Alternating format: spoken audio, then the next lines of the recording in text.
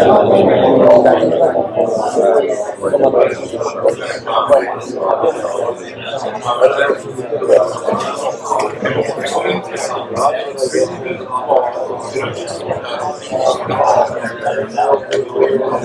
you have to compare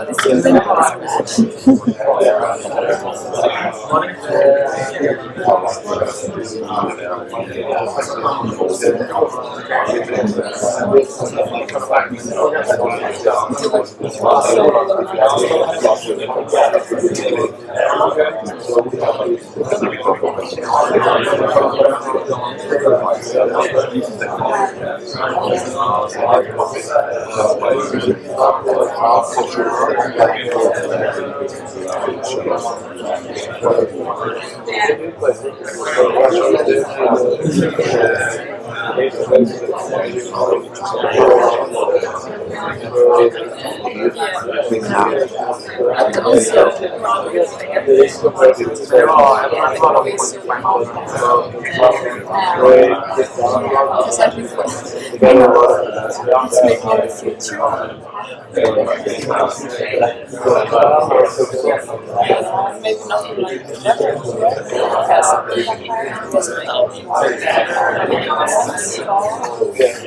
But how the innovation for every company?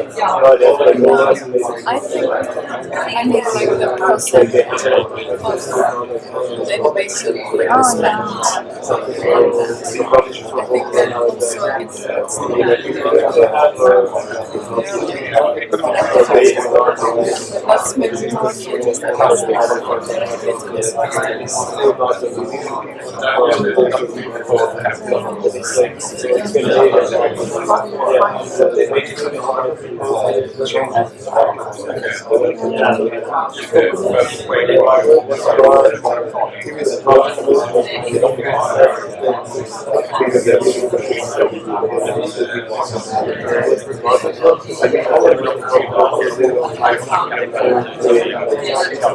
How do you find the process of the more performance?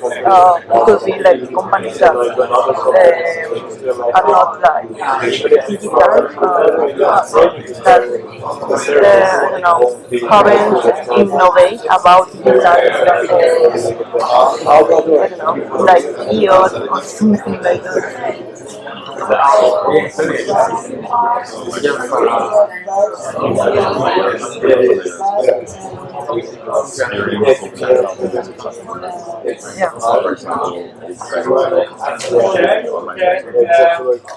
So, how do you know that the company is performing good or badly?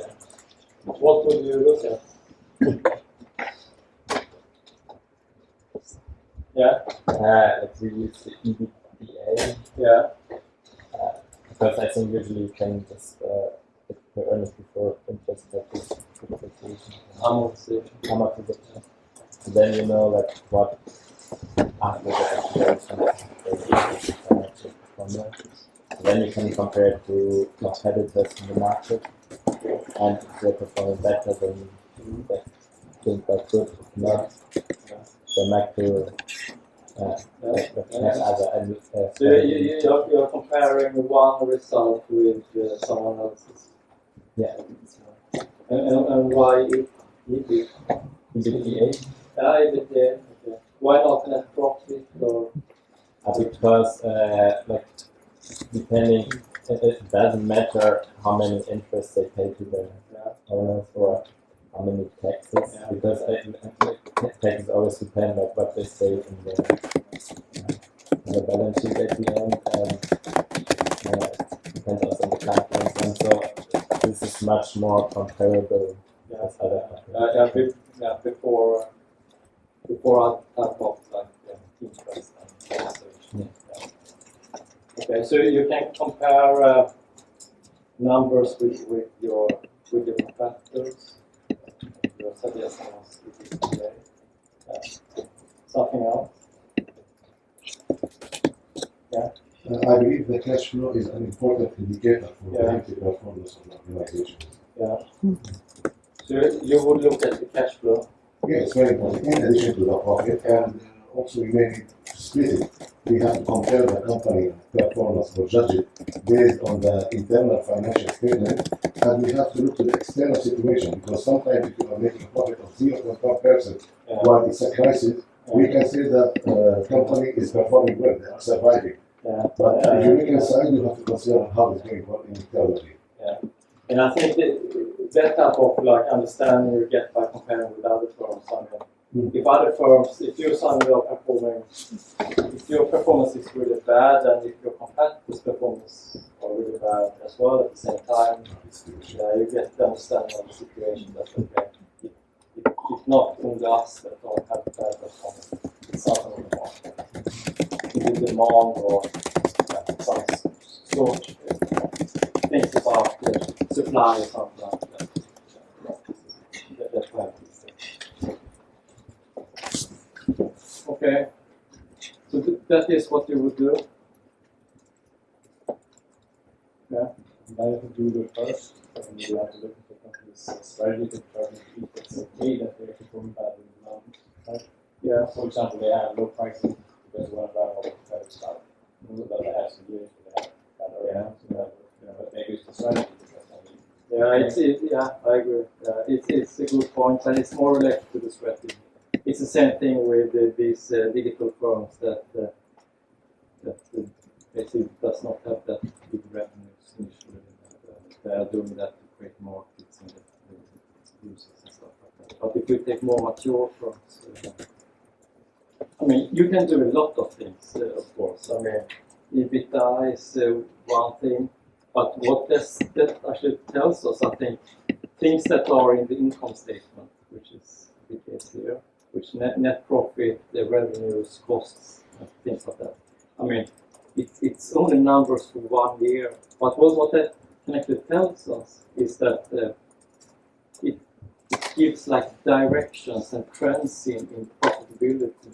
So in the Volvo case, you could see that the revenues were going down.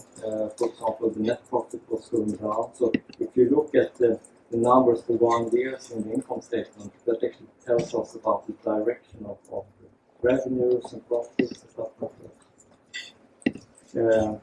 But there are other things to use except for numbers in the income statement. So what you could do is to look at the balance sheet, because the income statement is just a 1 year, but if you look at the balance sheet, that's historical data. So if you look, for example, at the return on total assets, so assets are not something that are for just 1 year. Assets and equity and stuff like that, that's things that are accumulated over the years. Okay. So if you add on some assets for like 2012 in the world case, then you actually add that on the total assets that accumulated the years before that. So that's more something in relation to understand the efficiency of the firm. Okay? So the return on assets, return on equity, they are efficiency measures because they are accumulated data. While the numbers in the income statement is just in order to understand the direction. But also, you want to say something? Just part of the strategy also, we have the marketing metrics. I mean, sometimes, even though if you look to the financial statements, it's not very satisfying, but maybe if you are, let's say, adopting a penetration strategy for this year to grow, so you may need to look to the market share or customer satisfaction. Now you compromise that you want to increase your customer base, but next year you are expecting to increase your revenue. So it's an integrated, let's say, sure, of course. And of course it's integrated, but I think that the things in the balance sheet and income statement says something about whether the past strategy or the current strategy is successful. Okay? Because if you suddenly are losing market share or revenues and profits, it doesn't does actually tell you something that things might not be that okay in terms of the strategy that are currently being adopted. And that they might have to do something against the situation. And then, of course, there are different types of strategies that can tell us whether the performance is at okay. Go around. Okay. I will go up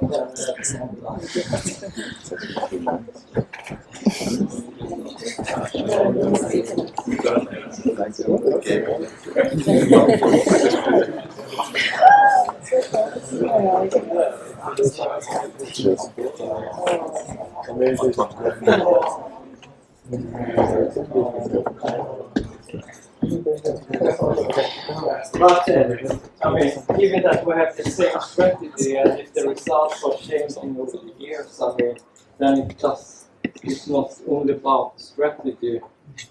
Then it might be something that the strategy is wrong, given that we have had the same strategy over the years. But what you could do as well is that, and I think you said that, I mean, one very common way of actually understanding whether you perform really better is to actually compare with your peers or competitors. Gosh, I have to train on. So in this case, you can compare with you can use Scania or some other competitors to see. Okay, look into the same type of segments, look into their financial performance, and see. Okay, is it something with on the Volvo in this case, where we perform badly, or our peers perform bad as well. And in this case, what we would have seen is that the performance of the competitors were not bad, so it was something with orchestra. And how do you find the reasons of the poor or good performance? What do you do to find the sources of bad or good profitability? Yeah. You can break it down to revenues. Yeah. Yeah, exactly. I mean, and sometimes it's very simple. I mean, we don't sell enough trucks, or we don't sell enough products, or the costs are become very high and stuff like that. And as you said, you can break it down.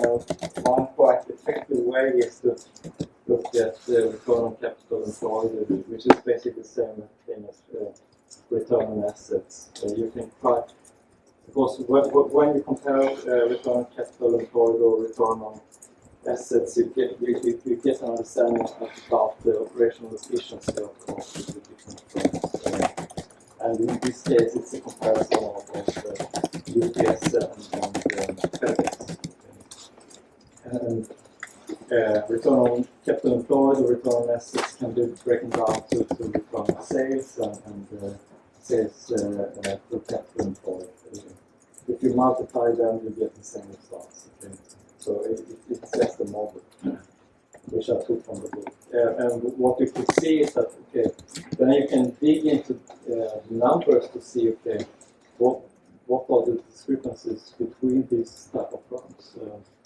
So what you will find out that, okay, UPS have much higher labor costs through sales. UPS has, on the other hand, much lower fuel costs than FedEx, and also lower maintenance costs.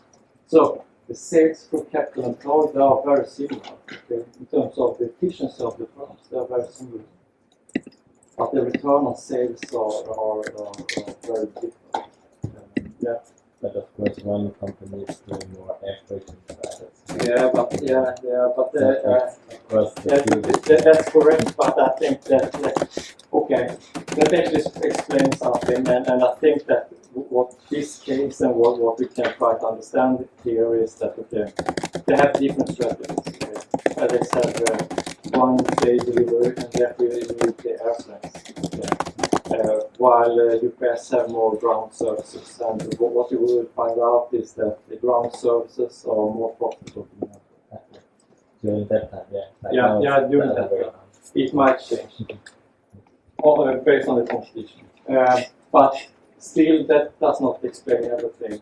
What it will show is that UPS, on average, are much more efficient than Fedec. So we need to understand and dig into the numbers to get a feeling about, okay, what's going on here, what might be the thing that are causing the bad performance, but also the good performance. If your performance is excellent, then you can try to build on these things that you are doing really well. So then I will just show something about what Volvo did. Okay, so they thought that we don't have a strategy that works. We need a new strategy. So what they did is they did the same thing that you will do in the course. So they look at the internal environment, they look at the external environment, and they try to, based on that, try to formulate a new strategy. And what's very important for strategy is that Volvo wants to create a new position. Okay? So they established some goals of what they wanted to achieve. So among the most profitable firms in the industry, and some other type of goals, and then they divided that. You can read that in the DuPont book, which is called the DuPont model. We try to link different goals with different activities that we should do. And what Volvo did in this case is that they broke down the different activities into different areas, basically what we should do. And what's important more for a company? Well, firms have to establish some targets as well, what they want to achieve. Because one thing is to say, okay, we want to become one of the most profitable, but what does that really mean? So firms, and what we talked about last time, firms need to work with targets, with numbers.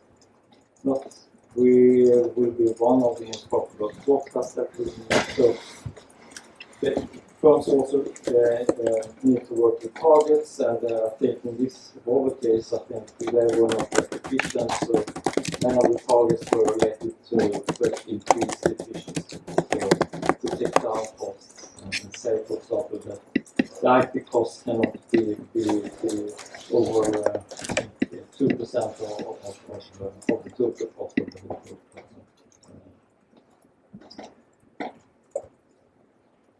And one thing that is important that we have talked about today is that all this stuff of like accounting data. So if you look at accounting data, if you look at income statements, the balance sheet and so on, what that actually tells us is the success of the past strategies. It doesn't tell us anything about the future. So it's about the current strategy that we have had, but performance targets, they are not based on the history. They are based on something that we want to achieve. Okay?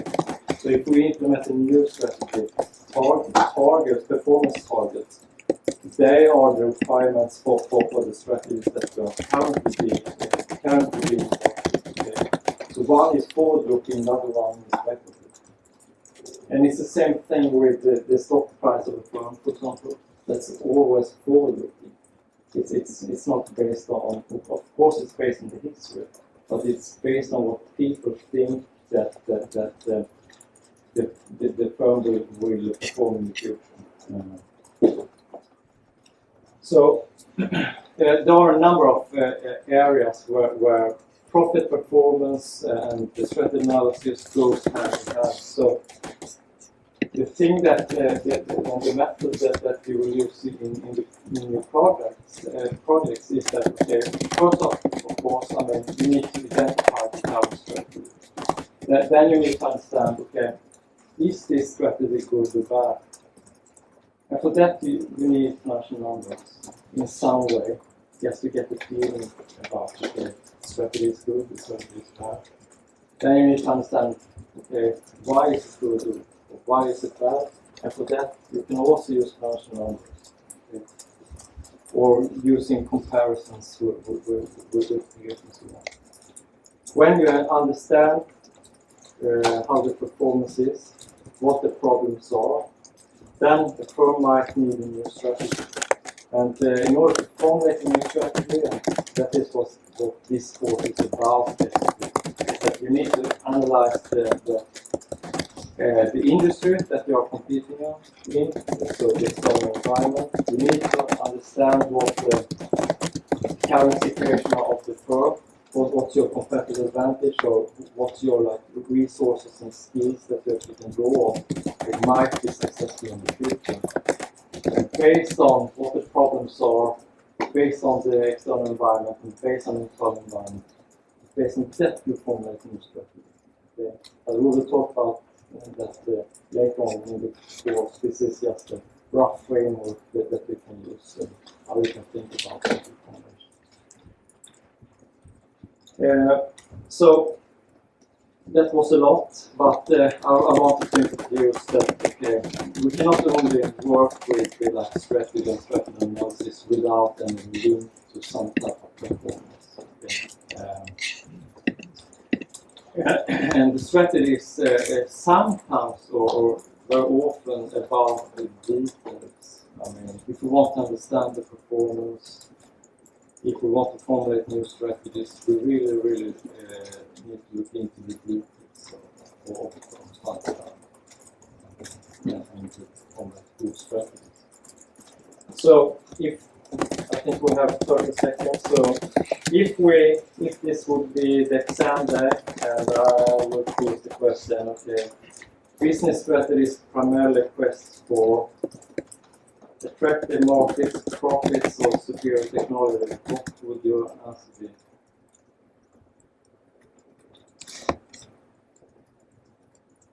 What is it about? Yeah, exactly. So, business strategy is about accessing sources of profits. We've got to become more profitable. That is not to say that everything is the firms are about profits and that's the whole purpose of the firm. But when we talk about business strategy and strategy, it's about profits. Another question that might come is that, okay, to use this discounted cash flow method, the future cash flows have to be forecasted. To determine these estimates, management will, is it A, B, or C?